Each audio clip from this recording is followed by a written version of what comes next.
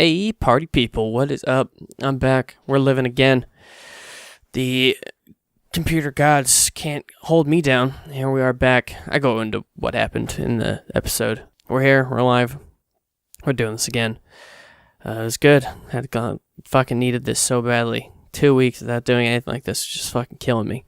Now it's like become like a thing I do, and it's like all of a sudden, no, it's not a thing you do anymore. I'm like, oh, Jesus. So, thank God that I was able to sit down and make this happen, and a lot of stuff. A lot of stuff here. The time codes, after like 30, at like the 50-minute mark, I stopped doing them accurately because I was fucking on Tinder because, fuck you, I'm trying to find a wife. So, I got distracted, and then I lost track where I was, and then also the piece of paper I was writing on hit the bottom of the page, so it becomes generic fucking terms as opposed to being a detailed description as I was doing previously. So deal with it.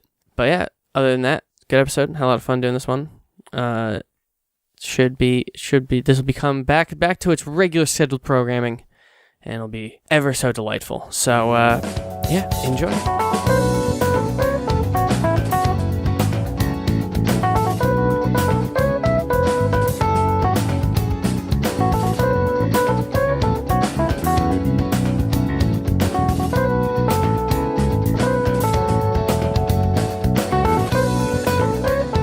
Hey everyone, sup? How's it going? It's been a while, and that's mostly because instead of doing a Friday the 13th episode like I had promised, and I prepared, my computer decided to be the ultimate horror and kill itself. So it died. So I spent 2 weeks without a computer. Everything's a nightmare. But now we're back up. We're running. I missed this. I missed you. Missed your scent. Missed your musk. But yeah, so that was a pain in the ass for a while. But because I had literally infinite time to do nothing interesting, I just did a bunch of stuff. So I caught up on a whole bunch of stuff, and then I did a bunch of different stuff.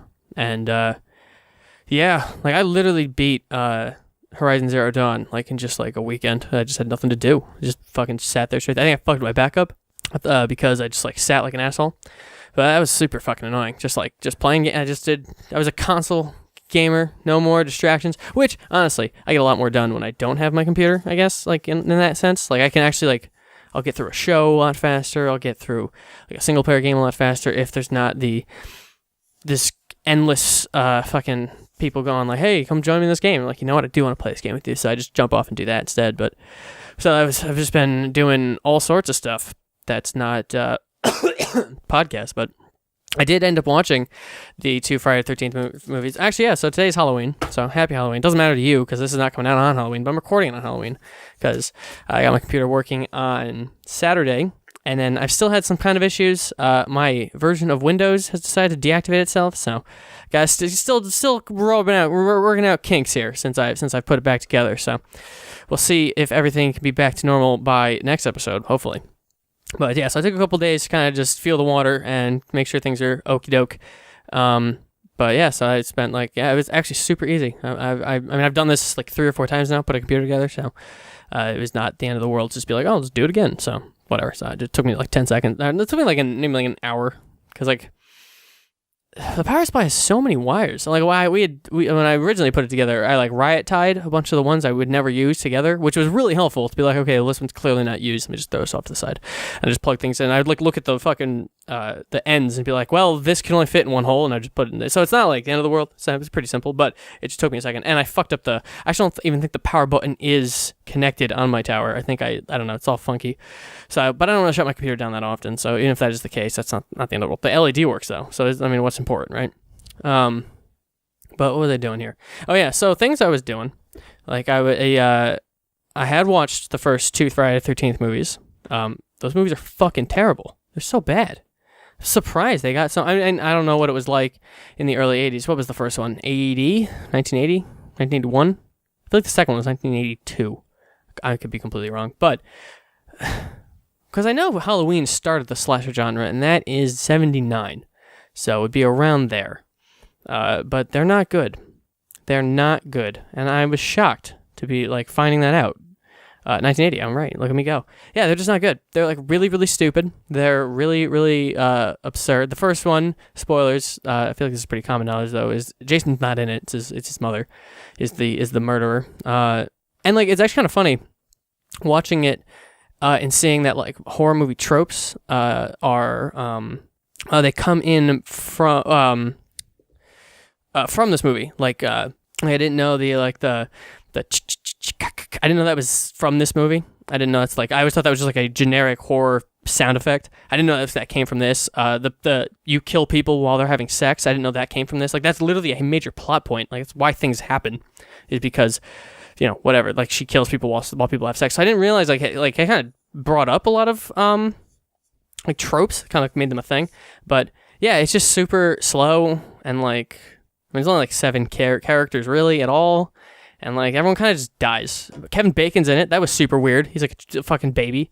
And he dies in the only way I knew anyone died in the series, which is while he's laying down, an arrow goes through underneath the mattress, which I always thought was a fucking, like, super cool way for that to happen. And then they fucked. So him and his girlfriend, like, fucked on the bottom bunk, where he then died. And then on the top bunk, his friend was there, his body. So that was super weird. I don't know how it didn't smell, but I think I'm asking questions that don't need to be asked when it comes to this series. But yeah, it was weird to see him. All of a sudden, it was just kind of like, because like he was in the movie a little bit, but from a distance, and they had like his first like real like what do you call that? Not close up. What's the fucking shot where it's like their chest up? I don't remember. I should remember these fucking shot names, but I don't. It was his first one of those, and I was like, oh my god, it's Kevin Bacon. Is that really him? Like it totally is. He's like super young. So that was super weird, just to see him and like, before he was the thing, before people knew who he was. So that's kind of cool. That kind of started stuff off. I don't think anyone else in that movie went anywhere, and I looked through the IMDb. Everyone's like picture is from that movie or whatever. And then what's the second one? And actually, the weird thing about both of them is the main character, she doesn't die, and like it ends with them being taken to the hospital, and like I thought that was weird. And I thought it would kind of be like I don't know. That would just be a continuous character who's just constantly in the shit. But no, the girl from the first movie dies instantly in the second one, which is weird. I don't even know how that. I guess Jason in this situation gets to her house, and I don't know. That part doesn't really like line up, I guess, because she's not like close to the lake, but I don't know. And then the second one, there's a fucking 1,000 kids. There's so fucking many. They go from like barely doing anything to like everyone's dying every 10 minutes. Like, just getting fucking brutalized. And it just never ends. And, like, just so many people getting fucked on. But that's, you see where Jason lives, and he's weird and creepy and fucking has the head of his mother's, like, a shrine and stuff. And that was kind of weird and neat. But other than that, it was just, like, so slow. I literally got bored watching everyone get murdered over and over again. Cause I remember hearing once, and I don't know if it was because of this movie or, like, the next one or something, but there was something where a producer had told the director you had to have a kill every 10 minutes or something, or it was 8 minutes every 8 minutes. I can't remember what movie that was for, but I see kind of if that I can see where that mentality came from after watching the second Friday the 13th, because there's just so much murder over and over and over again, and it was exhausting. And it's just like, okay, are we done yet? Like, how many more fucking kids? Like, there was like 15 kids or whatever. Not all of them ended up dying, but like, because a couple of them leave, and it's just like, all right, fine, you're gone, I guess. Why are we in this movie? So like, that's just super a pain. But it was just like, yeah, it was weird for the big reason to like the big draw of the movie, watching a bunch of teenagers get murdered. Got really tiring after like the third one. It's like, why is this happening so frequently? But yeah, that one. It was, I don't know. I'm not sure if from like 3 onward the series gets real. I know like 3 and 4 were also like right after, like they were like almost like a year apart, all 4 of them, and then there was like a big gap. So I'm wondering if it's like by 4 the reason people give a shit and like the hockey mask and all that shit comes, because he just doesn't have the hockey mask in the second, which was like a burlap sack. So I'm wondering if like the reason people give a shit starts around 3 and 4. Apparently 3 is horrible.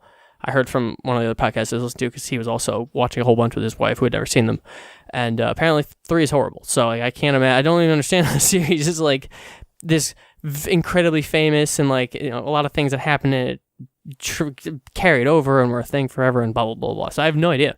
So I might watch. I have all of them. Because that was another thing too that happened on Saturday. Is Time Warner Cable said, hey, you choose a life on the high seas. You scurvy dog, stop, or we cut off your internet. So way to deal with that, because I pirated that in all of Rick and Morty, which I finished. And I was going to talk about that on the last episode before everything lit on fire. So I've watched all of Rick and Morty legally. Tell you that much. I do own it. But yeah, so I fucking Amazon's amazing. Like, just fucking, you can buy or rent anything. It's amazing. And they have stuff for free too, which is kind of nice. But I rarely ever actually use that feature. I just fucking purchase it because, what is it really? $20 or sometimes I think it's like $4 for renting it or something, which is incredibly low. So it's fine with me. But yeah, I watched all of that, and that was actually really, really good to watch the whole thing. Season 3 was probably my favorite. I'm surprised I constantly hear, like, I was talking with Mike a little bit, within those last 2 weeks, and he was like, it wasn't really clicking for me. There's a couple things I didn't really like, and I thought it was the strongest of the season. So I don't know. I've heard people being like, and he's not the only one who's ever said that, like, the third season's not great. And like, there are things in it that I don't understand. The the sauce thing. Okay, like, I kind of get the idea, like, oh, if this is gonna come out, I'd like to try it. But like the riot thing that happened, where everyone was like going fucking nuts, I don't understand why everyone was going so crazy for sauce. And then like the pickle Rick, I didn't think was that like catchy. I don't know. But I guess, like, I was trying to figure out what it was that causes this, like, rampant memeism of Rick and Morty, and I guess it is, like, those like, easy to state comments that let other people know, like, hey, I also know what this is. And you're like, oh, yes, of course, so we're in the same club. And I think that's kind of what it is. It's got to be what, like, draws that together, because it's crazy just to have, like, all this stuff. But I thought it was really, really funny. I'm trying to remember some of the episodes that I thought were the best, and I don't remember them because it's been so long now, but I did enjoy. I did enjoy just Rick and Morty. I thought it was really, really funny, and the third season was really good. I'm trying to think what else I did, because I've done so much. Let me think here. I guess I could talk about, that's what it was. So, what I was also going to do while, hang on a second. What I was also going to do was, watch Stranger Things and Channel Zero, because both of those were going to come out. Stranger Things came out last Friday, this weekend, but whatever that was, the 27th or whatever. And then Channel Zero, I was Max Landis is the executive producer, and I like the creep. So it's a anthology show on Sci-Fi where each season is focused around a creepypasta. And the first one is Cove, which is my, like, one of the only creepypastas I've ever actually enjoyed. And I think mostly that is due to the format being a forum post. And it's about, a couple kids catching up on this forum, talking like, hey, remember this show that was on TV? It was super fucked up and weird. Why was this the thing? And then it ultimately ends with this one guy talking to his mother, and she's like, you guys never watched this show. You just watched Static and always talked about the show, and I thought that was weird. So I was like, oh, the show never existed. It was all in their heads. And so this whole season, I believe 6 episodes, I had on Amazon, so I'm going to say 6. Maybe it's 8. I think it's 6. So it was like 6 episodes of this story. They change a few things. Obviously, they got to fill so much. Like the creepypasta itself, the arc of the creepypasta, is like covered in the first episode. They take the forum post out and they replace it with a conversation at a dinner party, and a lot of, like, literally some of the lines in that dinner party are like 1-to-1 of like the creepypasta. Because there's one part where someone's like, do you guys remember? I used to have nightmares of this episode where they were just screaming, and like that was just the entire episode. And the guy goes, no, that was an episode. So like that conversation happens in this show, but it's in person as opposed to online, and it was all right. It was okay. I don't know if it had to be 6 episodes. Probably would have benefited being like shorter, because it is a really short what do you call it?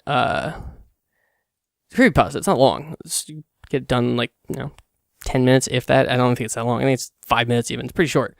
So like, yeah, they have to really flesh it out and do a lot of stuff. So they kind of added to the lore of the whole thing, and they brought in other stuff, and there's these monster characters, which some of the monster effects really were really impressive. Like, they were they're really nice. Like that little tooth monster kid, which unfortunately, the tooth monster is like this creepy thing that keeps showing up, and it eats teeth and yada yada yada. And it's really well done designed monster, but it's on all the promotional material. So like before you even start the show, you see what it looks like, which is kind of unfortunate, because I think that would have been kind of a crazy little reveal, because he's not in the original creepypasta. To my knowledge, there's no tooth monster creature, because the way the story works, that Tooth Monster is more relevant to the way the show is going than it was the actual creepypasta.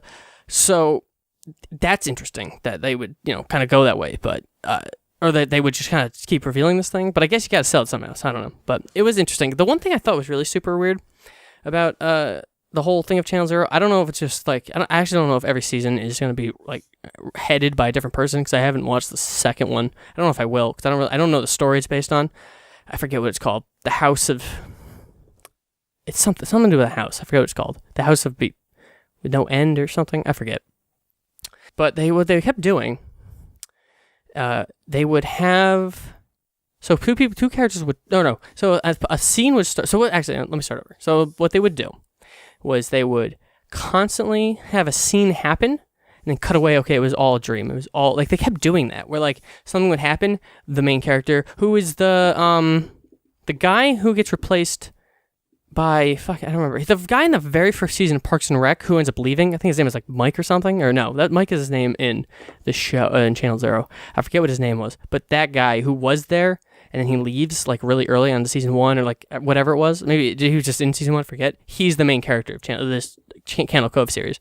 But there were times where he would be experiencing some crazy monster. He would like be laying in bed and the monster would come into his room, or something would happen that was super creepy, and then he'd just wake up and it was never real. It never happened. And like that just kept happening, where like something creepy would happen and it wasn't real, or this would happen, or something would start going on and it wasn't real.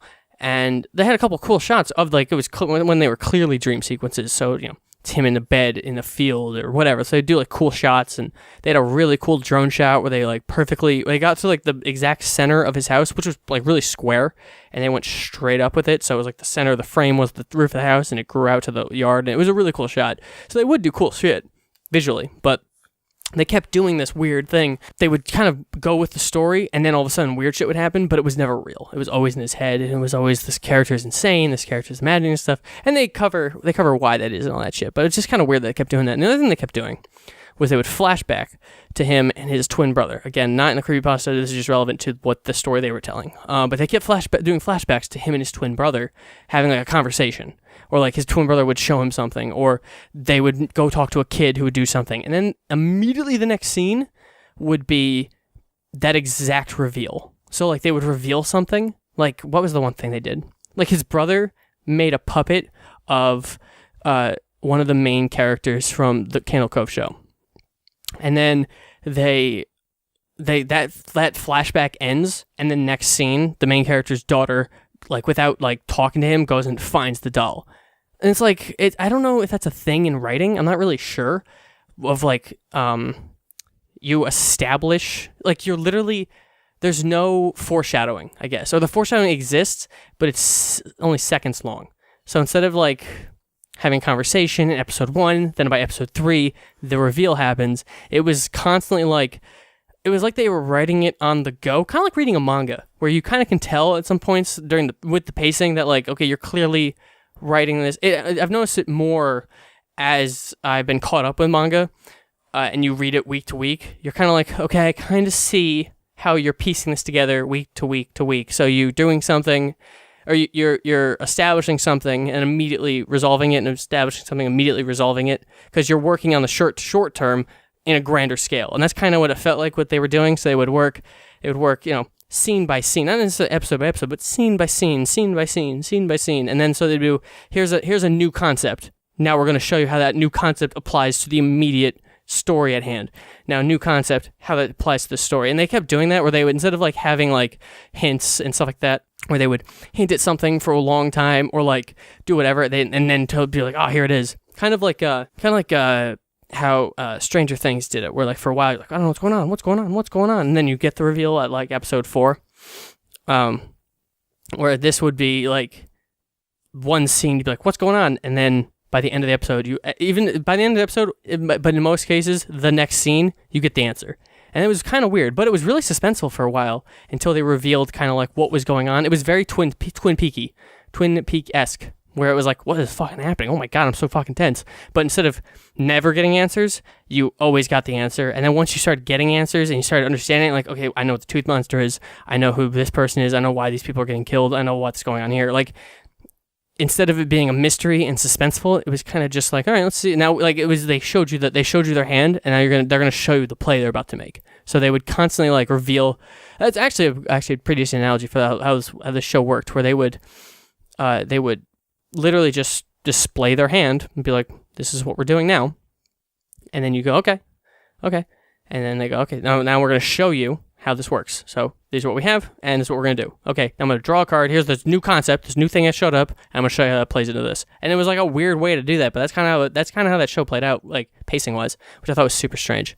And I don't know if that's normal. I've never written anything, so I don't know if that's like a normal thing to do. I feel like it shouldn't be, but I don't know. Like a lot of shit I watch I wouldn't say is necessarily like typical writing pacing. Like, I love David Lynch, but he doesn't give you answers, I actually haven't watched season 4 of Twin Peaks. I probably should. But I hear it's kind of, like, it brings more questions than answers, which may be good, maybe not. I don't know. We'll see. But, yeah, it was a very interesting show. I'm not sure how I feel about it. I don't know if that was just this version's, like, this season's head is, like, a different person in the second season, so maybe it's worth watching the second season. I'm not sure. I know that's, like, currently coming out. Yeah, then while I was also without a computer, I rewatched all of Stranger Things season 1, and then like a day later, season 2 came out. So, and I watched all that in one shot. So it's like 9 hours ish. So yeah, I watched the entirety of the first season. What a delightful show! I forgot how much I enjoyed it. I really liked the show the first time, but I loved it the second time. Because like, and the weird thing too was knowing what was going to happen. Watching this first season again. It wasn't like, oh my god, the suspense. It was just like, yeah, whatever. This is cool. I like how this is going. This is kind of neat. Oh, it's a cool thing. Oh, that's awesome. Okay, that's cool. And like a lot of the characters I wasn't like a huge fan of, I like liked again. Like I really like the character of Steve, like a lot now. I think he was really funny throughout the first season. And he's funny in the second season, and then just a genuine nice guy. Like things happen to him that are just shitty, and he's like, yeah, all right, fair. I'm like, god damn, dude, if I can take this like a champ. Yeah, he was like but the first time I watched it, because I was like, I've never cared in anything about like fictional characters' relationships, but for some reason, I'm heavily invested in the Nancy-Jonathan relationship. I don't know what is wrong with me, but I care so deeply. And when the fact that at the end of season 1, they're not together, I was like, god damn it. What's going on? Like I was like upset. But like when the first season ended after having rewatched it, and I was like, you know what, Steve's a good guy. He's a good guy. It's not the end of the world.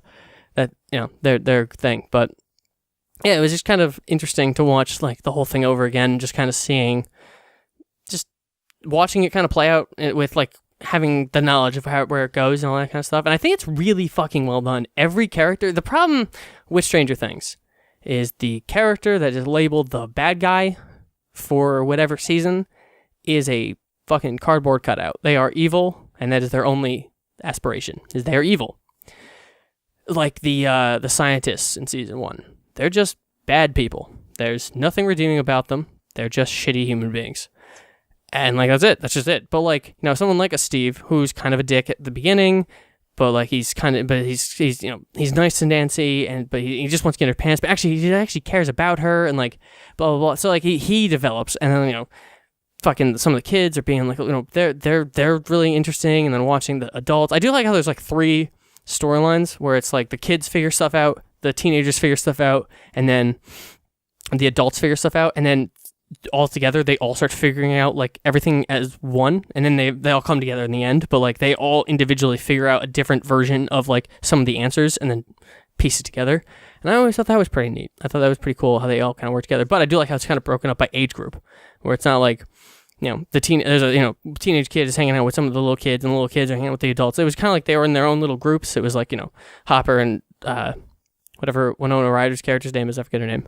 And then Nancy and Jonathan and the 4 kids and 11, how they all kind of do their own thing. But I thought that was pretty cool. And each group has like a really cool, decent dynamic that's well written, and I feel like they're all actual people. It's just pretty cool. It was very well done. I was very happy with the first season, and then I watched the second season, and the second season is awesome. And I have been on like a high. Like whenever I watch something that's really good, usually I get this feeling when I watch something by Kubrick. Where like, without being able to explain it, just for the next few days, I feel great. I just feel really happy and glad that I like basically took in fantastic art. And that's kind of how I felt after watching season 2. I was like, God damn, I'm just elated. I'm doing shit. I'm a fucking shitty person. I don't do anything. These people are out here making this dope show and like just feeling totally inadequate, but I think that's good. I don't think that's a bad thing. I just felt super fucking pleased, and like just everyone was super cool. Watching how everyone plays, like all the characters play together. It was a little weird because kids grow up a lot faster than adults, so a couple of their voices sounded slightly different. And there were scenes that were supposed to take place like moments after the first season ended, but like they're clearly a little bit older, and it's a little weird. But that only happens like in the first episode, and then it moves on from there. There's a scene where Steve and Nancy go to a party, and Nancy is so good at fucking acting drunk. I was so impressed. I was like, damn, I've met girls that are like this right now. Like, this is crazy. She's doing such a good job. Then there's the fucking, there's a cool conspiracy dude that I really enjoyed a lot. He was awesome. Where two characters go and meet him, and then he just fucking says what he was saying, the things I was thinking, and then I have never popped off because two characters fucked, but god damn it. Then I was laying down my bed, and I was on my feet, being like, let's fucking go. Fucking fuck already. And it was awesome. I was super invested in this fictional relationship, and I wouldn't have it any other way. It was amazing. But again, they kind of do this thing where they don't have, like, the villain, they're just kind of two-dimensional. Like, everyone else, super well written, like, they all have their own arcs, they all develop in a cool way, they all become better people in different ways, they all learn something.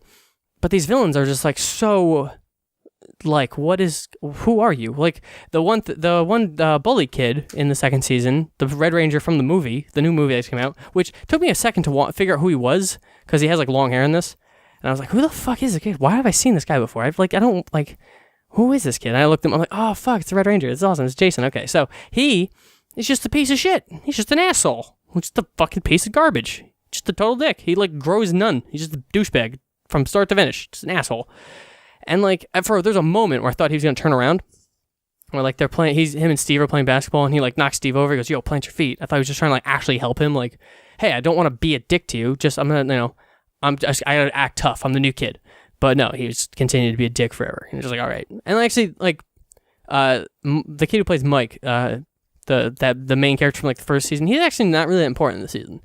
Total douchebag the whole time. Just like a moody fucking kid. That's another thing, too. This happens less in the second season, but more in the first season. The mother of Nancy and Mike, fucking mother of the year. And these kids are like, nah, fuck you. I don't need you. I don't care. And she's just trying to help. She's trying to be there. And, like, I totally get it. Because I was those kids before. I was that. I'm still that now.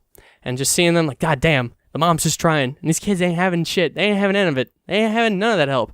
And I totally fucking was like, oh, God, this mother. Goddamn saint. Goddamn holy woman. And that was pretty fun to just enjoy that, watching that. Their little dynamic. It was very real. But yeah, it was really good. I really enjoyed that second season a lot. And I mean, the only thing I really hated was episode 7. And honestly, could recommend you skipping episode 7. Only 2 things really happen, and they kind of what it should have been was like a cutaway. What it is for 45 minutes could be like what is important could be summed up in like 15 minutes. It could have been a cutaway for a couple episodes. We didn't need to have an entire episode dedicated to this one thing, and that was really annoying because it was just like it just never ended. It just kept going and going, and just like, okay, I get it. Like, you just need to do this one, like, this one thing needs to happen. We need to have our Dagobah moment, but I don't know why it has to take 45 minutes, It's kind of, actually, what I should do is go watch Empire Strikes Back and see how long the Dagobah sequence is throughout the movie. Because, like, the big problem with that episode is it's a huge cliffhanger at the end of episode 6. And then we stop doing that, and we go do another thing. It's like, fuck, I don't need to do this. Like, you're adding characters that don't need to be here. These are characters that are not part of Hawkins, and they're just kind of there for the greater part of, the narrative, like, the world. But I don't care about the world that we're in. I want to watch Hawkins and the people that are there, and then if I want to know more about a world, I want to know more about the Upside Down. I do not care about the greater Earth of Stranger Things. I don't give a shit. It doesn't matter. It's not a real fucking... it's not this thing we need to be super concerned with. I don't care. And that's super, but, we had to go do it. We had to go. It's the season opens with characters I don't give a fuck about, and then whoops, episode 7 is all about these characters I don't give a fuck about, and then it ends, and we don't see them anymore. And I kind of hope we never go back there. Apparently, a lot of people are very upset with this episode. I'm not the only one, because I had Googled it once. Like, it was like right after it ended, I Googled it. It was like, episode 7 or whatever, and there, it was like, most decisive episode ever, and the Duffer Brothers defend. Episode 7 has to be the way it is. And I was like, all right, so clearly I'm not alone thinking this episode's terrible. Because it just breaks up the pacing. It just breaks the pacing so badly. And if you're marathoning it like I ended up doing, and you watch it like a 9-hour movie, it just stands out. It just breaks the pace so much. So it's kind of like, on in a normal TV setting, this is probably fine when it's coming out once a week. But the fact that you can watch 9 episodes in one sitting, it feels weird. It breaks up this like binge mentality to do this other thing. It doesn't seem like it was tracking correctly, so it's very strange. But it was okay. Like, overall, what it adds is not a lot, but whatever. A couple of things happen. It's like more important for like the very last episode for a couple of things that are happening, but it's like, that's okay, whatever. It's not the end of the world. It's okay, whatever. But it was the whole season was a lot of fun. I mean, fucking 2 characters fucked, and that's all that matters. 10 out of 10. Keep it up.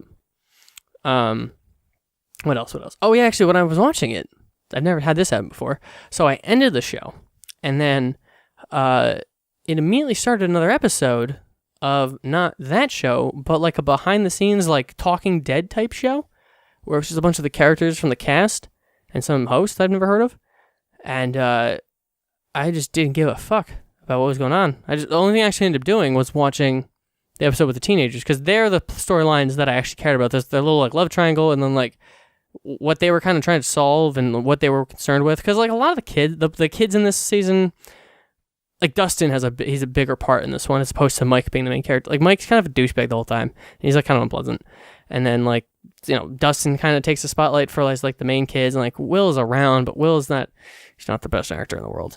So like he doesn't really have a ton of time. Fucking Sam. Fucking from Lord of the Rings is in this movie, or this show. I keep on a movie because I watched it all in one sitting, but he was in this episode, show. What the fuck? And that was kind of awesome. Seeing like Sam, I was like, is that fucking Sam? Yeah, so like it was, but he was more like towards the Will story of things. So it was that they were a little more fractured and like less a thing. So they weren't really a big deal.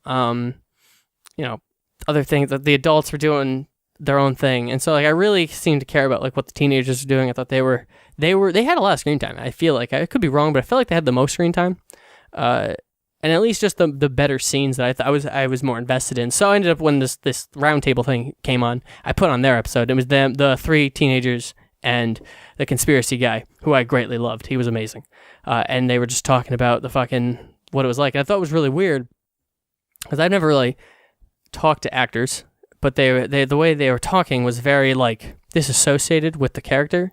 Like the character was its own person, and then they just kind of puppeteered that person, as opposed to like for me, like I have a very difficult time like at all breaking myself away from a character. Like a lot of times when I've done like D&D campaigns, or I even play just like a fucking like Final Fantasy 7 or 9, that character is me. Like the main character is me.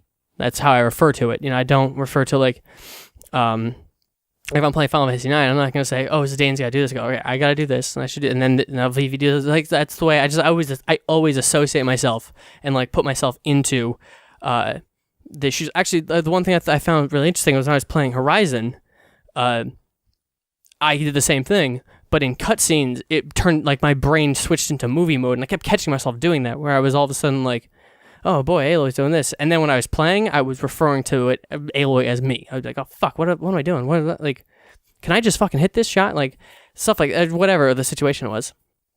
And I thought that was really weird. So like, but I think it's because like, I'm not a female. So like when she was talking, it was more like just me being an outside viewer. But when I was playing, I guess because you are playing too as well. And like that game's a lot more like direct inputs, but that's kind of just the way I was processing it. So I thought it was kind of interesting hearing people talk in the opposite way, where they were referring to the character as a different person, and that they just kind of this is kind of how they thought that they were thinking at the time. But like, I thought I was talking to Mike, and he was like, yeah, there's like two schools of acting thought right now, where it's kind of one and the other, where it's kind of there is no character, it's just you, and then there is no, and then the character is a separate entity or whatever. And I thought that was interesting, because I've just never really done a bunch of acting. But yeah, it was Stranger Things. Highly recommended. I've just been on like a delightful little high for so long. Just fucking cruising. It's so delightful. I had such a good time watching that fucking season. It was so good. What else did I do? I'm almost caught up in My Hero Academia, the manga. I have one chapter left. It came out today. Well, I don't know if it came out today, but the little app I used updated today. So I'm one chapter short. That's been a lot of fun. That has been a lot of fun. I don't like when they're not fighting villains. Like when they're like high school students, I'm far less interested. I'm finding myself, but when like the villain alliance shows up, or like what will be season 3 is going to be the tits. Oh my god, it's gonna be so fucking awesome. Season 3 is gonna be so fucking good. Like this might be the first time I read the manga and then watch the anime. I've never done that. I just do one or the other. I watch the anime or I read the manga. I don't do both. But because so much cool shit happens in season 3, I might just end up watching season 3 of this anime because it's fucking dope. It's gonna be so good. And like right now where it's at, they've been like in one room for a very long time, and I don't particularly. Deku hasn't been the forefront. They've been highlighting other heroes, which is fine because we're currently at a hero versus villain section, which is cool to watch. Like, to just like watching them kind of fight and watching how their powers interact. But boy, this next season's gonna be great. This is the first manga where a reveal happened, or it's not even a reveal, but like an event happened where I caught my hand on my mouth. I was like gasping. I was like, oh my god. And I was like, what am I doing? I'm in public. I'm reading this fucking quietly by myself. But yeah, I was like shocked because something happens in the way that like, it was written. Just like, it was so good. Like, I've teared up at One Piece. This is the first one I was like in shock. And I was like, oh my god, can't believe this happened. And it was like a really fucking cool moment. But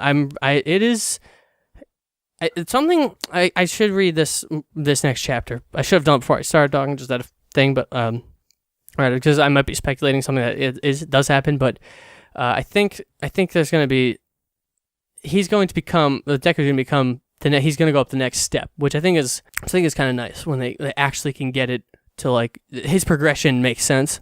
So I kind of like, and I really just like the fact that he's not useless. Like in like Naruto, it took him a long time to get like his like signature style of like fighting from what I had watched. I know he just becomes like he does a lot more later, but like as like the Naruto proper series, when I'd watched it, he took him a while to fucking get like the Rasengan. And like even that, he couldn't do properly, and he had to like summon the clones, and like he was just kind of like a goof the whole time.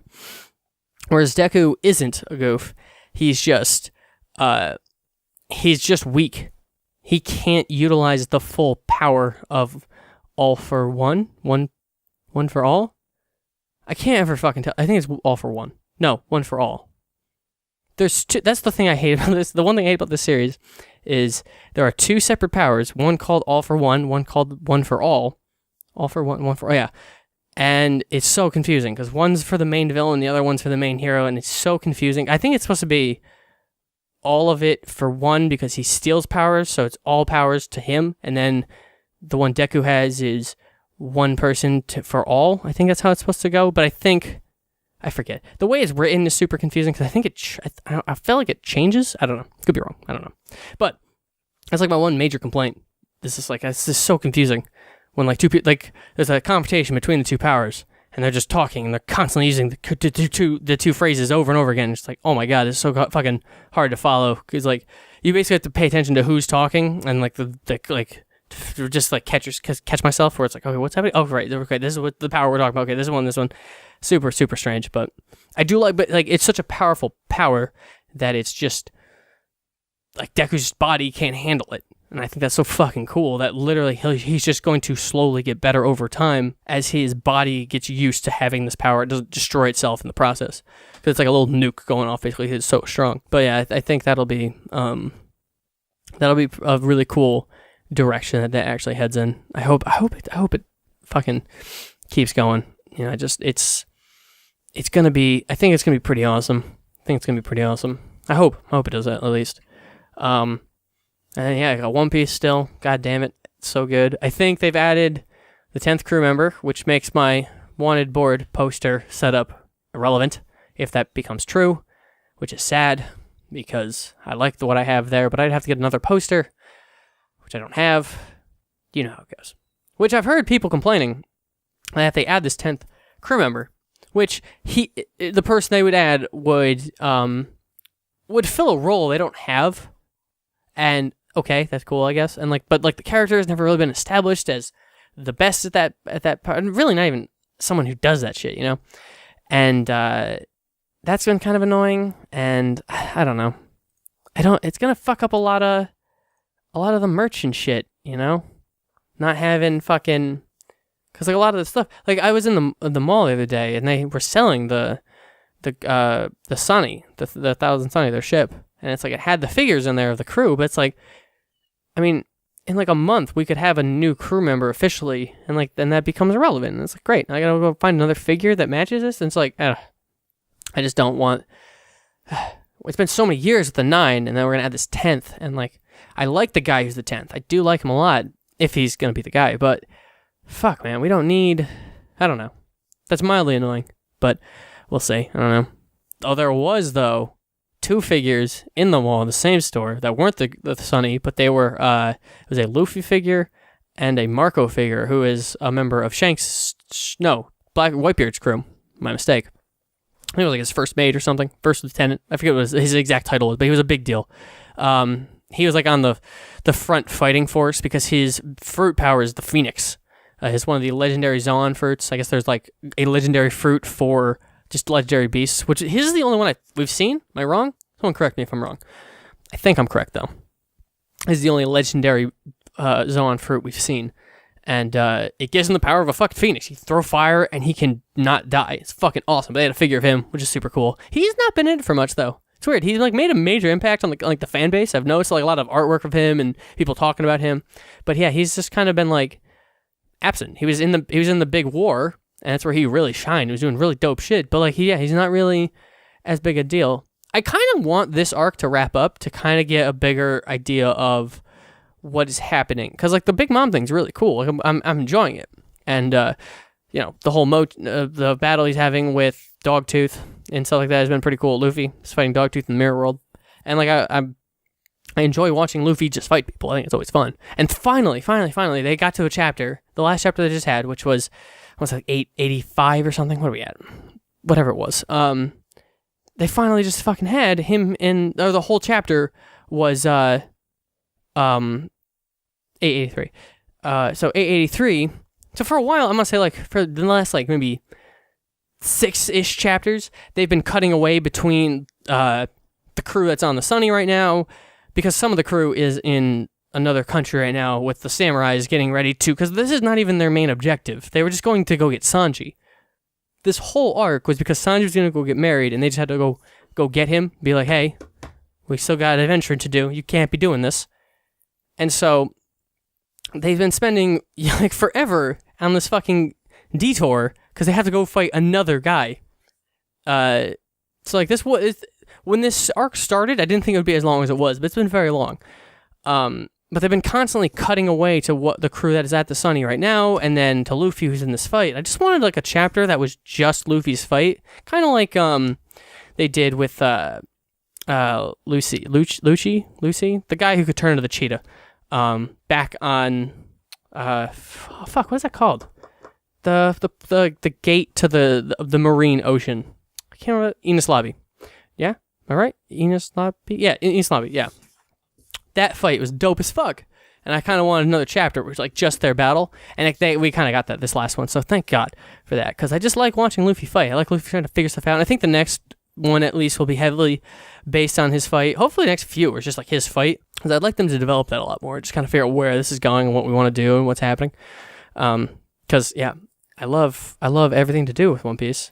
I love it so much. I was just watching a video that was titled, "You Should Pirate Anime." I recommend everyone watch it because his arguments were phenomenal about just they say don't do it to support the industry, but the industry is being supported by the big companies like Crunchyroll, Netflix, and Amazon who are buying licensing and not making their services any better. And like I kind of agree. Like Crunchyroll, I pay for it and I enjoy it and I use it. It's not a great service though.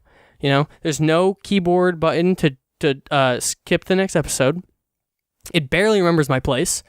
You know, when I want to use it, when I stop an episode. You know, like Netflix is perfect. You know, like copy that shit. Like, why can't you be doing that? But like, and the other thing you're saying is like, why are we letting bigger companies purchase licensing when like, you know, everyone should have the same licenses, and then we purchase the best service. You know, not what library we prefer. Because like you know, he was making the argument where it's like, you know, you want to watch Attack on Titan, okay, that's on Crunchyroll. But you want to watch, I forget what show you listed, but you want to watch another show, that's on Amazon Strike. You got to buy another service to watch both of these for one season? Like, that's ridiculous. You should be buying the better service that is, you know, Anime Strike, using Netflix or Crunchyroll. But I mean, honestly, I think the reason that doesn't happen is because, like, who would not just use Netflix all the time? But Netflix's anime selection is horrible. It's so bad. I don't understand. Like, it used to be amazing, and now it's just terrible. Like, they used to have, like, they had both versions of Digimon, both the English and the Japanese, because they're different, they're edited differently, and they, you know, whatever. You know, and stuff like that. And now it's like, I literally cannot find the Digimon without it being in English. I don't know why. And that's the thing, too, is I want to watch it. I was watching it in Japanese. It got taken away. I can't continue watching it in Japanese. I have to watch it in English, which is a different show. And the only place I can do that is pirating. And it's like, I don't want to do that. I want to help support these people that I enjoy the show that I'm watching, but I can't watch it the way I literally got stopped watching it midway through because it disappeared from Netflix. And I can't get back to it. And that's really frustrating. The only way I can is to go to a pirate website. And that sucks. You know, I'm willing to purchase this and help you out with your streaming service. I don't want to own this because I'm probably going to watch it once. So why would I go out and buy it?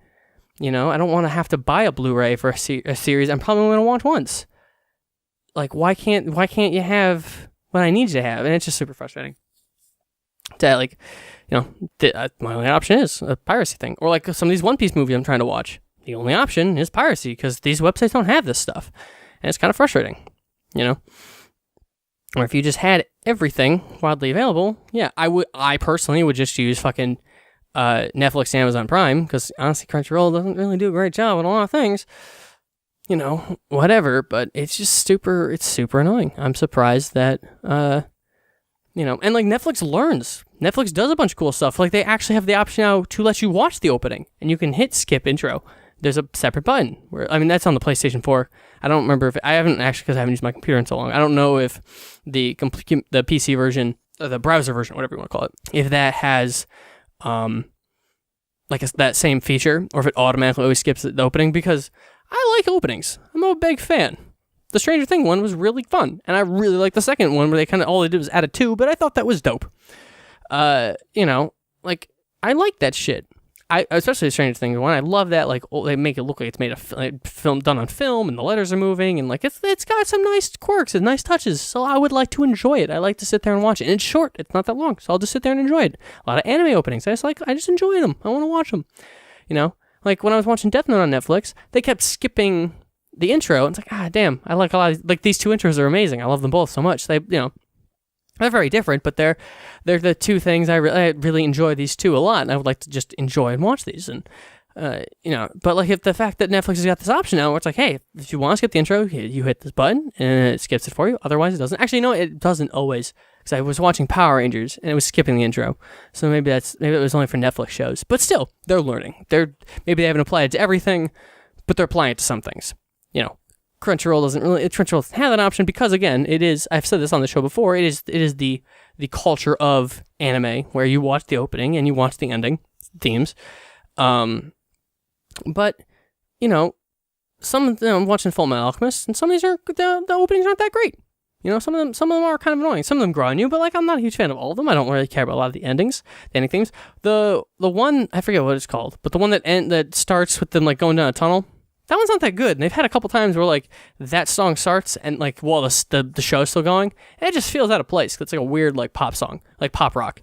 It's like, okay, it doesn't match the tone of, like, what was happening. You know, sometimes they've nailed it with the ending theme, but whatever. you know, I know, but like, what was I saying about this whole pirating thing? Oh, yeah, One Piece. He was using One Piece footage, in the background of his video as he was talking, and fuck, early One Piece was animated so well. All I ever see these days, are people complaining about Toei Animation kind of, I don't know, losing budget, losing animate or something, where they just don't try anymore. A lot of their shit, like Dragon Ball Super doesn't look that good. A lot of the new One Piece doesn't look that good. Anything past time skip One Piece doesn't look good.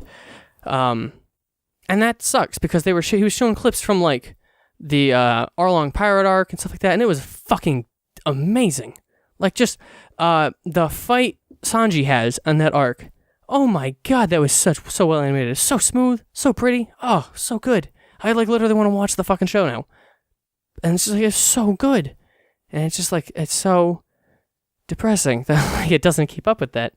You know, I want One Piece to be the best thing ever. I want you to enjoy One Piece no matter how you're doing it. Just do it. It's so good. I enjoy it so much. But I might actually watch the show now, which might be the actual first thing I watch and read at the same time.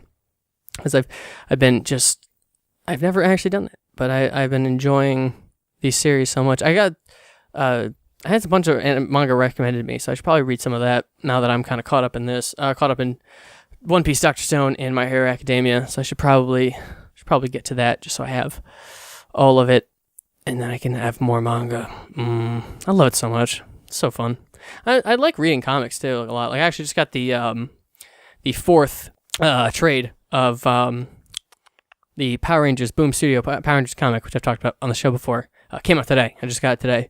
I think that's the end of this arc, I think. Because I've seen a cover of, not the newest one, maybe like 2 months ago, newest one. And it was the Red Ranger's helmet on the moon. Like he was looking at the moon landing, like with the glare of his visor. So I want to say time travel starts becoming a thing in the comic. I'm not sure. Time travel is like a thing-ish, kind of. Not really, kind of, sort of, in the show. It's in one episode. And it's kind of, weird. Actually, that was super cute. No, I forgot about that. The Kimberly gets sent to the West, and she needs to stop Goldar and some putties and some weird cactus guy who was oddly stereotypically Mexican. Oh, there's my dog. And so she has to get the power coins from the Old West versions of Alpha and Zordon, who are the same, but the command center is part barn for some reason. I don't know why that was. That was kind of silly. But she gets the coins from them, gives them to these perfectly identical versions of the kids from the current time period, which is weird because 4 of them aren't from Angel Grove. So whatever, I don't know. Like that's kind of odd. But when they morphed, rather, the proper verb, they had like scarves on and like little tassel-y gloves and like cowboy boots. And I was like, oh, dude, do you morph based on like your image of what a hero looks like? Which is kind of an interesting idea. I don't know if they ever fucking deal with that ever again, but I thought that was kind of neat. Yeah, I hope I hope they go over that more. I've stopped watching the show because after season 2, the movie came out, and I love that goddamn movie so much. There are songs still to this day from that soundtrack that I hear in like everyday life. I'm like, goddamn, fucking Power Rangers movie. Oh man, what a time. That was like, I watched that like daily when I was younger. Like, all the fucking time. It was fucking the best. I loved it. So, I'm going to watch that again, because I do have that somewhere. And I want to get that, and I'll watch the show, because I know after season 3, they do a thing with, I don't remember what his American name is, but the Kamen Rider thing they brought over. They do a thing with him, and then they do a little bit, I think, like, Kimberly ends up leaving, and they replace her with Kat, I think, and then they do something else later. So, it starts becoming, less of the original stuff and does what you call it, but yeah, it's Power Rangers, so fun. So I'm looking forward to reading that comic because I've really enjoyed what I've read so far. I think this is the end of that arc because the big bad is on the cover, and I'm super stoked. They just do so many cool things with that comic. That's the one thing I wanted to say about Stranger Things, actually. Speaking of how things work, is I really, really, really, really, really want them to go into what the Upside Down is. Because it seems to me that it's a sub dimension of ours, which that kind of makes sense because the Upside Down, if you use that tightrope analogy I do, it's the Upside Down version of our world. But I kind of just want them to go into it more because it's clearly there's no upside down structures in our dimension. You know what I mean? Our buildings, our cars, our stuff is directly reflected into the Upside Down. So I think it'd be kind of cool if they have the Upside Down starts coming into our world and there's upside down structures. I wish there were upside down structures, I guess. There really isn't. It's just our world with goop on the walls and everything's kind of gray.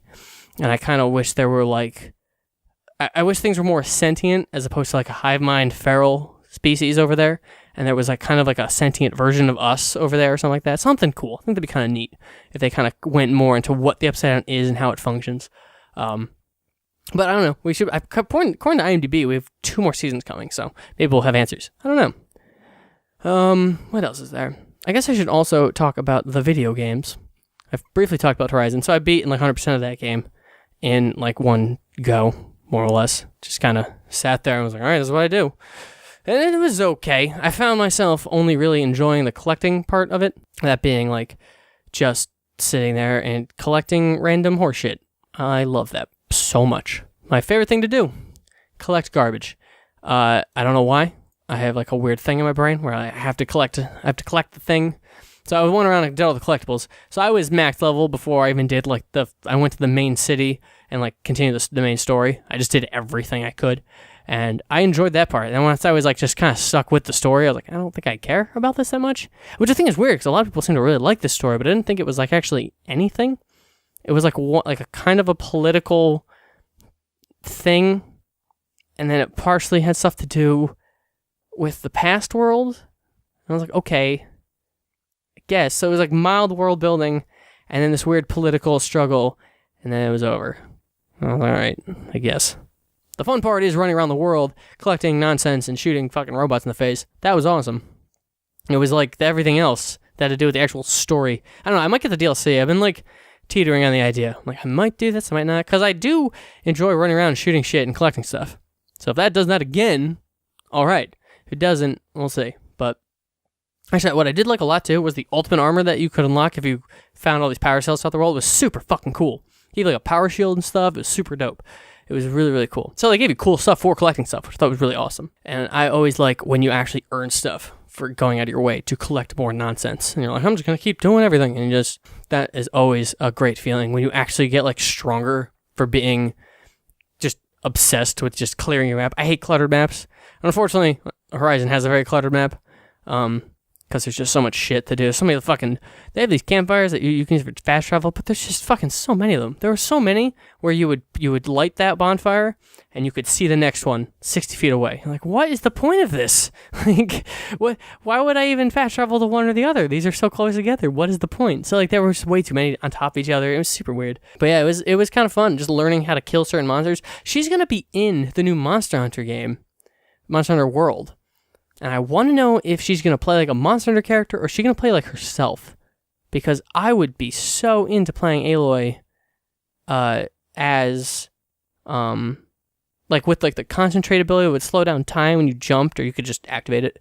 And the triple arrow and all that stuff. If she has, when you pick that character, if you pick it, or if it's a skin, it might just be a skin for the Monster Hunter characters. I'm not sure, but that'd be really fun to play those mechanics in another game. I think that'd be kind of cool to see that happen, where you're using mechanics in a different thing. There was that one, I forget what it's called. I think I had to get a name change because of copyright, but it was basically it was the first Super Mario, but you could play as Mario or you could play as Ryu from Ninja Gaiden. You could play as Simon Belmont. You could play as Samus, maybe Link you could play as for sure, and it was just they just play the Contra guy, and you could just play Mario with different characters, and it was so fun because they played like they were supposed to. Simon Belmont had his weird awkward jump and his weird delayed whip.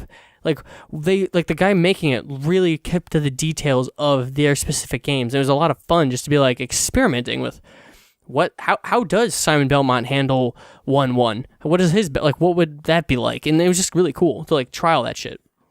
So I kind of hope if they do that Monster Hunter thing, because I don't love Monster Hunter, but if there was a character that I'm already kind of familiar with that you could play as, like mechanically was similar, I might be more inclined to try it just to kind of get my feet wet, get the idea, you know. So that'd be kind of cool. I hope they do that. I actually do hope they do that. That'd be really cool. I don't know if they will, though. I don't know if that's super game-breaking to be able to slow down time or triple stack an arrow or something like that. Because there's no reason not to triple stack arrows. I just did it all the time. It's so great. It's so fun. But yeah, that was fun. So I beat that, 100%ed it. I was like, all right, cool. Moving on. And then I bought, so what ended up happening? I don't remember. Oh, yeah. So I have all of the Zero Escape games on PlayStation 4. I randomly picked up the Nannery collection, and then I was just in the store. I was like, you know what? I had the first two. Might as well pick up, Zero Time Dilemma or whatever. So I picked that up too. And then I was like, all right, I'm gonna play some VNs. I've never played a VN before. All right, let me try this. Let me see what this is like. And but then for some reason, something struck me. I was like, let me look into Danganronpa. I don't know why. Let me just see what this game is. How do you play this? Like, let's say theoretically, I wanted to play this. What do I have to do? What does that mean to play Danganronpa? So, I look it up, and it is a goddamn nightmare. You can buy the first two games on PlayStation 4, then something called Ultra Despair Girls, and then Danganronpa V3. Okay, great. That makes sense. Turns out, Danganronpa 1 and 2, Ultra Despair Girls, is like a side game of those two. Then V3, not the third one. In fact, I don't know for sure, but not related to the first two Danganronpas and Ultra Despair Girls. No, the actual third one is an anime. So the finale for the Danganronpa games you've been playing is an anime, which fine. It's a visual novel. I keep saying virtual novel, but it's visual novel. It's a visual novel. You're barely playing anyway. Might as well just cut out the middleman and just have you watch it. Have you watch the cutscenes. Fine.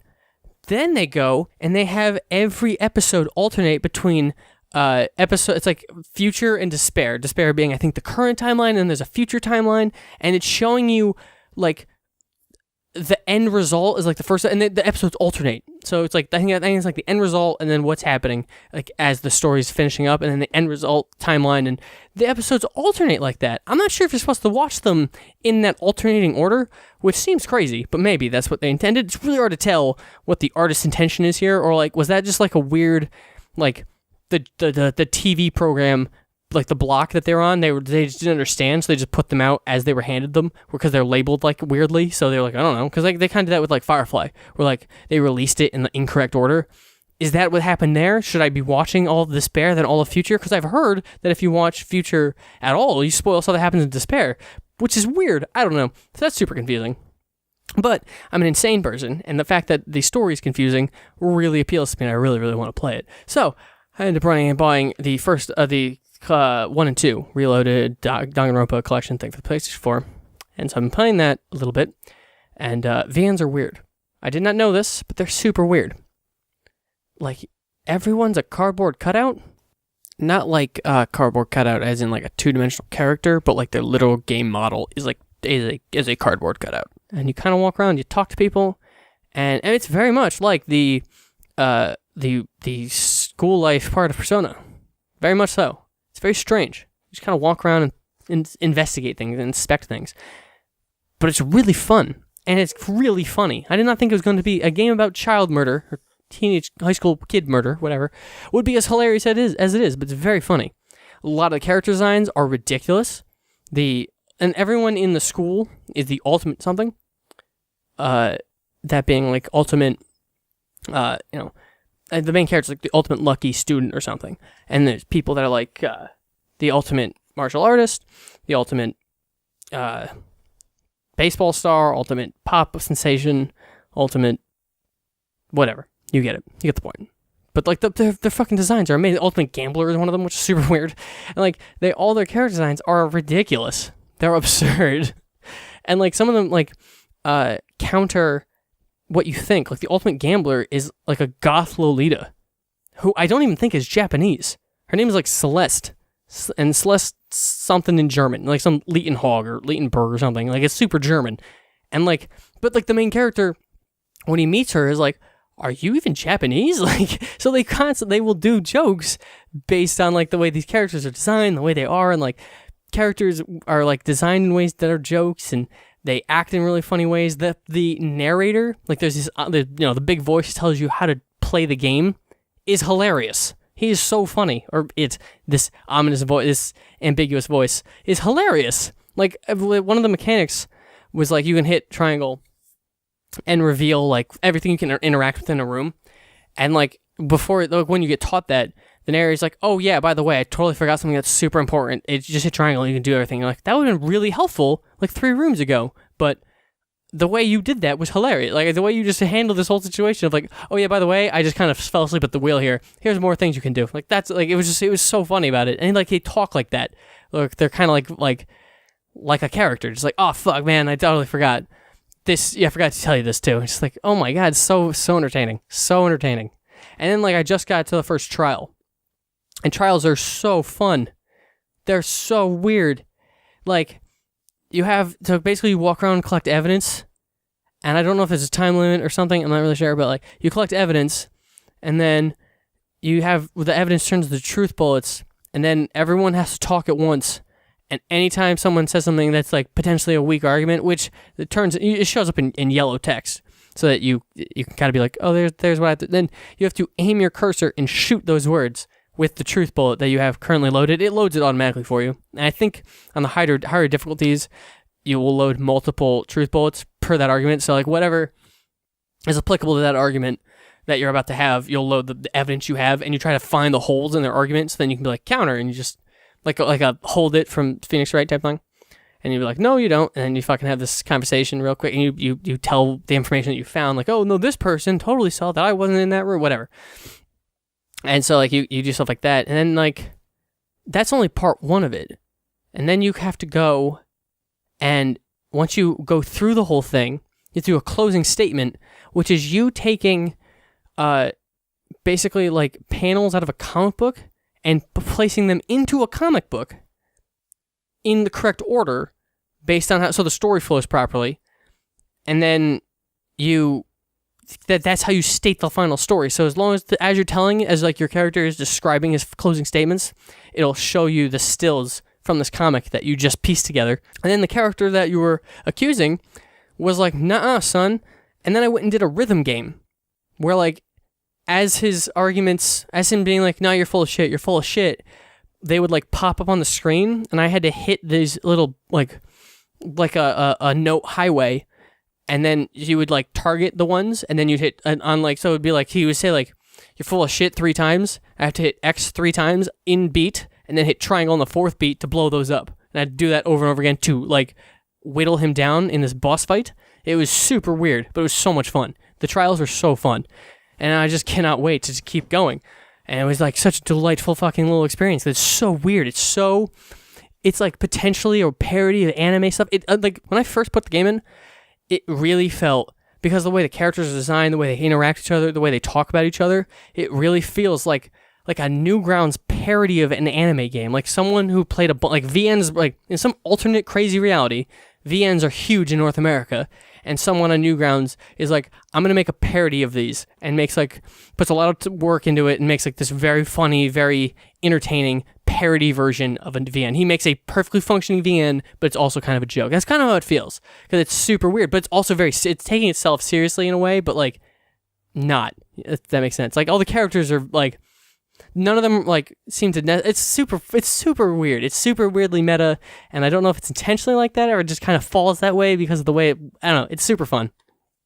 And I would play more of it, but then I bought Destiny 2, which is a huge mistake. Don't do it. Game's fun. It's a lot of fun. Everyone I know is playing right now, so that's a lot of fun too. It's not an MMO, as people, for some reason, everyone wants to make sure that's stated, but it's totally a fucking MMO. Go fuck yourself. And playing an MMO with friends is a goddamn delight. So fun. So much fun. And I'm a robot boy. I beep and boop, and I shoot aliens. That is my goal. Because when I was making the character, I was like, the options are human, blue human, or robot. Clearly, I'm going to pick the robot. Like, why would I play something I could be, or something that could be with a little bit of paint? Like, I'm not going to do that. I'm just going to play I'm going to play the cool robot man. So I played a robot man, and he's a lot of fun. And, it's just Halo, basically. Just kind of run around, pick up some guns. Guns have, like, different powers and shit, and, like, I'm just starting to get into... I just hit the level cap, which is... If you played an MMO, doesn't mean anything. Level 20 is just like buffering. It's like a tutorial. Your leveling process is the tutorial. The game is once you hit the max level and you gain gear and you get stuff that has abilities and stuff. So I'm just trying to get guns and armor that have special skills. I'm playing a hunter, so I have like the helmet that lets me see my radar even when I'm scoped, and like I have guns that like I have like a I don't even know what these... I forgot all the guns have weird names. The battle rifle type of gun in this game. So on the third bullet, it's explosive and does a little bit more damage. So like stuff like that. Like I have guns that do like things now. And it's just a lot of fun. The PvP is a lot of fun. Because the PvP, I guess at one point in Destiny 1, there was a game type that had you use the actual like... your eye level actually affected the way the battle worked, kind of like how WoW PvP is still. But I guess they just did away with that, and it's like everything is flat. So if you want to use an assault rifle, you can use any assault rifle. It works the same as even the best one. I think the exotic weapons, the legendaries, I think they keep their special skills, because when guns have special skills, I think those carry over, but the numbers don't. So it'll always do 36 damage or whatever, for example, but it will do its special thing later. Because I know the one assault rifle, it has an ability called Rampage, and you get a damage buff for every kill you get, and it stacks up to 3. So theoretically speaking, you could wipe a team if you were actually good at shooting people and just be able to kill people real quick, which I've had times where I've killed like two or three people at once, and it's like, oh man, if I had a little bit of a damage boost, maybe I could clear the whole team or whatever, But it is a lot of fun. PvP is a lot of fun. Story's nonsense. I don't give a fuck. The world is like weirdly huge. Like there's just so much shit to do, and so many planets, and just like, oh my god. But I know I gotta finish the story so I can do other things. It's very much triggering that MMO flow in my brain where it's like, okay, I want to do everything that I want to unlock everything. So at any moment, any of my friends can be like, hey, let's do this. I can say yes, So I have to unlock the Nightfall still, which is, I guess, like the heroic raid or heroic dungeon version, I think. I'm not mistaken. That's what it seems like. I'm just going to talk in WoW terms because, like, it's basically WoW with a gun. So like the heroic dungeon, which I guess changes weekly. So it'll change a dungeon every week and give a different modifier on it. It's like, okay, you have to do this now for this challenge mode. And then there's just regular dungeons. And then the raid, I think I have to unlock. And then, is that it? That might be those. And I have to finish the story, which I haven't done. But I think finishing the story, once I finish part of the story, unlock strikes or something, maybe it was level based, I'm not sure. But I got to finish that, and then you get to do some more stuff. But I've just been, like most things, I get like distracted by stuff. And PvP has been a very fun distraction. I just like running around shooting people. It's a lot like Halo. It's a lot of fun. But with like, you have a superpower too, which is nice. The actual little customization you can do on your characters, makes it a little nice. Like, that's the one thing, too, is, like, you can be level 2 and jump into PvP. The only thing you won't have is, skills and abilities. So it is probably, like, you should probably at least just, level up your character enough so that you can unlock all the stuff and figure out what kind of the 3 subclasses you'd like to play. Like, I found out I really like playing Void. When I was playing the electric one and the fire one for a while, the Void one's way more fun when it comes to PvP and just PvE. So, like, it was nice to, like, okay, I'm going to stop doing this, go get all the shit I need to do so I can do this better. And now I can do it way better. Like, I was, the special skill, the super, you shoot, like, an arrow that, like, tethers people that are nearby. And so, like, I, like, shot it at a wall, tethered 2 people to the wall, and then, like, threw my grenade and shot them and stuff. And I was like, this is super cool. I felt like that was, like, a cool play. Like, I kind of I missed my shot. Totally going to admit that. Like, I meant to hit them, didn't. Hit the pillar that they were both next to, and it both tethered them to, like, they couldn't move. So then they were just ready for me to throw the grenade, which I have as like a little vortex grenade. So I throw it between them, it's causing damage to them, and I shoot them. Like, it was just cool. Like, I could utilize all my abilities in a cool way and do some cool stuff, and it's a neat game. It's very cool. I'm surprised. I do understand people are like, I love this game, but I fucking hate it because it does require a lot of like mindless stuff. And like I hit level 20 in like two sittings, but like I was like a broken body. My body was like broken when I was done because I was just like nonstop, just like I'm just gonna play this game, I'm gonna shoot this thing, I'm gonna do this, and it's like there's always like a thing to do. Like that carrot never catches up to you. You're always finding the thing you should probably go do this, to get this done, to do that, to do this, and it gets crazy. But it is a fun little shooter. I have enjoyed my time with it. Shooting people. That's a good time. Good time. Oh boy. I think I have dumped my brain enough. Just saying things I've been meaning to say. It's been too long. I'm gonna hope to get stuff back on track. I'm gonna not promise anything, because every time I do, something horrible happens. But I have some people that are showing interest to be on, so maybe we'll have some people soon to talk about more stuff, do some more stuff. It should be fun. Should be a good time. But I think this one, I've rambled on enough, cleared my head a little bit. Been wanting to do this so badly. We're just like, I want to say these things, but I have nowhere to say them. So this is the place to do this. So, but yeah, I think that'll be it for this one. I hope we get some of these people in, talk about some stuff, mostly video games and anime, because that's all I've been really paying attention to. Although I have been doing a lot more movies and TV stuff, so we'll see. Maybe, who knows? But yeah, I think this is good. I feel refreshed. Hopefully I fix this computer so my Windows is activated. Hopefully I don't have to spend $200, but it's likely going to happen. So I've already done all the steps that I've looked up that potentially get rid of it. But when I went into the command prompt, it's like, hey, scan this. They're like, nope, it's fucking not valid. I'm like, okay. I don't know how to fix that. So I will, but hopefully everything's back and running. Hopefully nothing fucked up on this. I know this is lagging a bit, the Audacity, but Audacity is a fucking dumpster fire program, so I don't know. Hey, we'll see. But everything seems to be working. I fucking really hope this RAM is not fucking the problem here. I don't know. I'm just rambling now, thinking out loud. But I think with that, we'll end. I keep saying that over and over again, but it's time for real. All right, so love and kisses.